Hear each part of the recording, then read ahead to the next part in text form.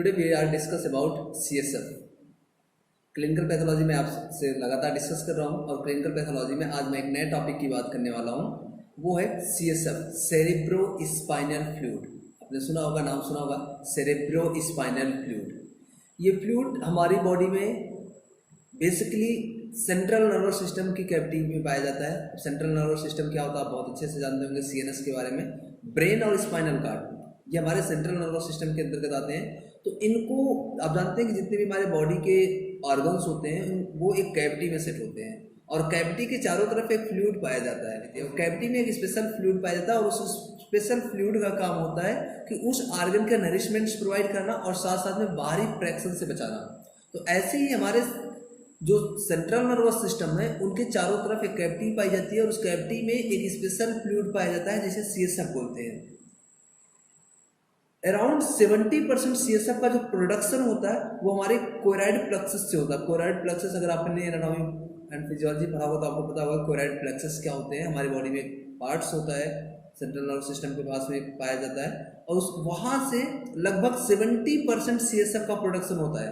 बाकी जो 30% CSF का प्रोडक्शन होता है वो central nervous system that means brain और स्पाइनल कार्ड के सरफेस से होता है। तो इसका ये मतलब है कि जो हमारी बॉडी में CSF पाया जाता है वो 70% CSF कोराइड प्लेक्सस से बनता है। बचा हुआ 30% जो CSF होता है वो ब्रेन और स्पाइनल कार्ड के सरफेस से रिलीज होता है।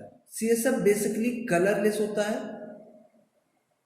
क्लियर होता है, बिल्कुल ट्रांसपेरेंट होता है।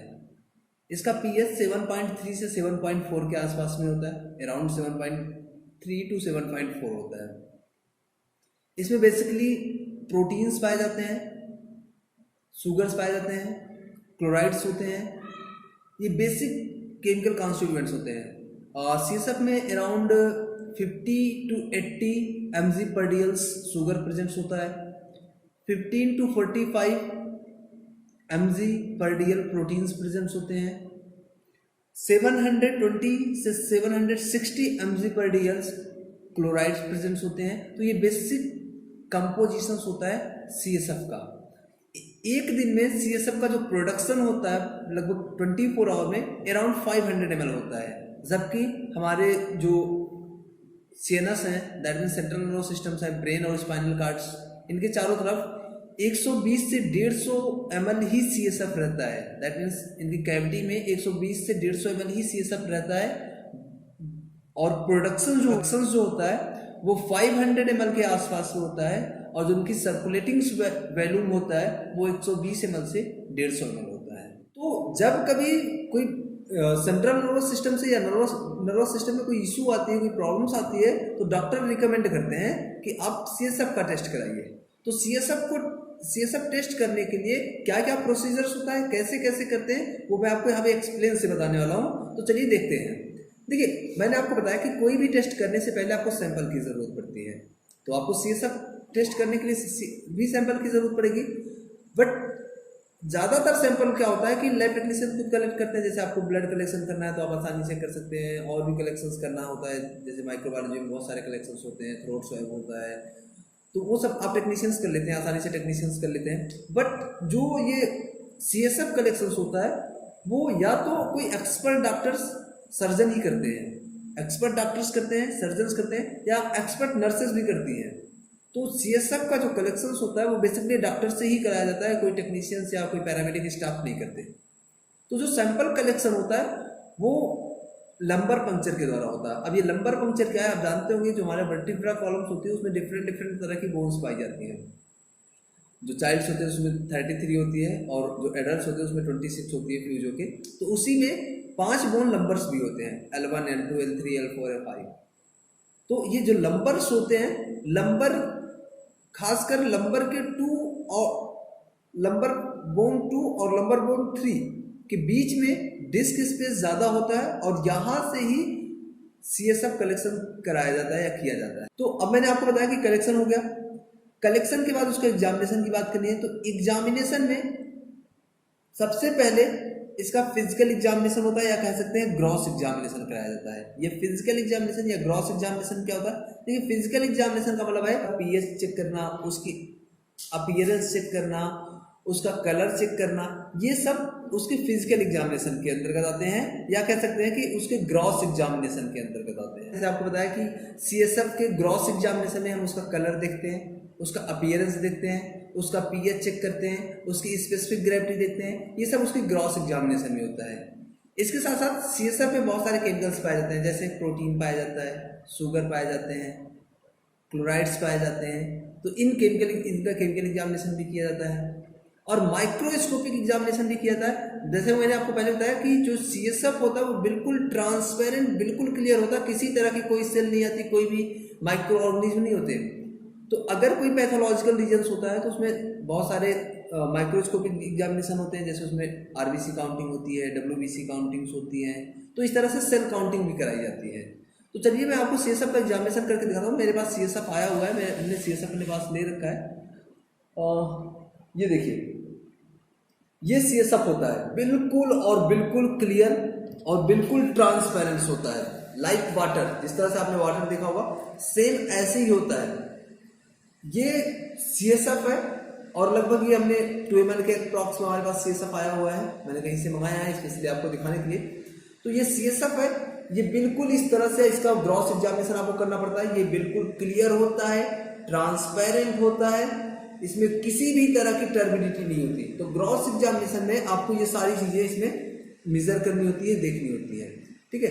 एग्जामिनेशन, ये ग्रॉस एग्जामिनेशन करने के बाद इसका केमिकल एग्जामिनेशन करते हैं। केमिकल एग्जामिनेशन में इसमें शुगर की जांच होती है और शुगर की जांच वही मेथड्स होता है जो आप बायोकेमिस्ट्री में जीओडी पीओडी मेथड यूज करते हैं। जैसे शुगर आप जीओडी पीओडी मेथड से लगाते हैं लैब में, सेम ऐसे ही लगाना है।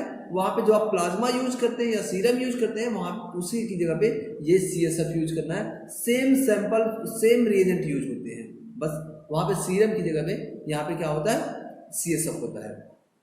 आपको पता होगा कि बेसिकली जो ब्लड शुगर्स होता है वो 80 से 120 उसकी नॉर्मल वैल्यू होती है, लेकिन यहाँ पे जो शुगर की वैल्यू होती है या नॉर्मल वैल्यू होती है वो कुछ कम होती है, 50 से 80 mg पर डीएल होती है। 50 to 80 mg पर डीएल शुगर्स पाया जाता है सीएसएफ में नॉर्मली। तो ये सीएसएफ में शुगर बढ़ भी सकता है अगर कोई पैथोलॉजिकल रीजन हो, बट नॉर्मली सीएसएफ में 50 to 80 mg पर डीएल क्या पाया जाता है, शुगर पाया जाता है। में प्रोटीन पाई जाती है।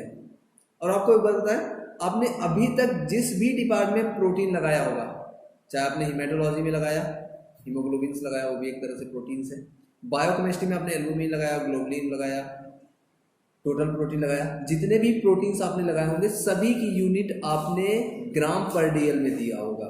लेकिन सीएसएफ में जो प्रोटीन होता है वो बहुत कम होता है और इसीलिए इसे माइक्रो प्रोटीन भी कहते हैं और इसकी यूनिट mg पर डीएल में होती है। तो इसीलिए इसका रिएजेंट भी वेरी करता है थोड़ा बहुत। तो इसमें माइक्रो प्रोटीन्स कह सकते हैं, माइक्रो प्रोटीन का टेस्ट होता है और इसमें प्रोटीन की जो वैल्यू होती है वो 15 to 45 mg पर डीएल, दैट मीन्स 15 से 45 मिलीग्राम पर डीएल होता है सीएसएफ में प्रोटीन। तो ये सीएसएफ में प्रोटीन हो गया।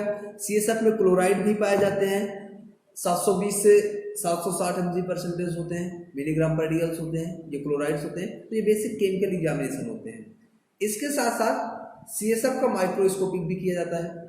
माइक्रोस्कोपिक में इसमें देखे जाते हैं किसी तरह की सेल तो नहीं आ रही, क्योंकि नॉर्मल सीएसएफ में कोई सेल नहीं पाई जाती, किसी भी तरह की कोई सेल नहीं पाई जाती।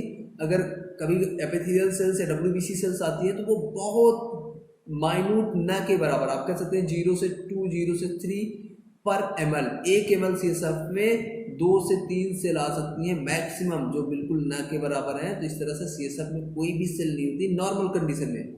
लेकिन एबनॉर्मली बहुत सारे ऐसी डिजीज होती है जिसमें जिसके कारण इसमें बहुत सारी सेल्स आ जाती हैं। तो माइक्रोस्कोपिक एग्जामिनेशन करते हैं और माइक्रोस्कोपिक एग्जामिनेशन में स्पेशली यहाँ पे सेल काउंट करते हैं। सेल काउंटिंग के लिए यहाँ पे न्यूबार्स चैम्बर यूज करते हैं। आप न्यूबार्स चैम्बर के बारे में बहुत बेहतर तरीके से जानते होंगे कि न्यूबार्स चैम्बर क्या है। न्यूबार्स चैम्बर में अब इसमें सेल बहुत कम होती है, इसीलिए यहाँ पे किसी भी तरह के डाइल्यूशन फैक्टर की जरूरत नहीं होती, किसी भी तरह से डाइल्यूटिंग रिएजेंट्स की जरूरत नहीं होती। सीधा सीएसएफ से सेल को, चैम्बर को चार्ज कर दिया जाता है और काउंट कर लिया जाता है। और अगर सेल बहुत ज़्यादा आ रही है तो डाइल्यूशन फैक्टर की जरूरत पड़ती है। तो ये होता है यू CSF में CSF का एग्जामिनेशन।